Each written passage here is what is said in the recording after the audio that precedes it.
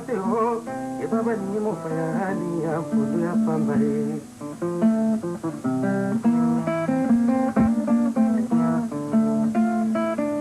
okebaye mulongani bapesi ebonga ya mokuse ebaba ni omela te mosusu aza na nzela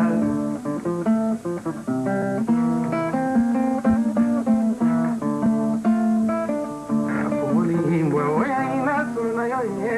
lukanzela no mosusu mpona siokoma zero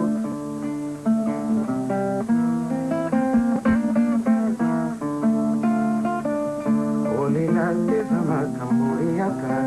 nzoto pamedindi libula molimo te mpunda oponaki ebimile sheke ozwa pemi mabe te donc nzemba liboso eyane wana ozonga maboko mpamba ozonga maboko ulululu ndele kokomela yo molandi makole kokoma yo kilo nzemba liboso eza wana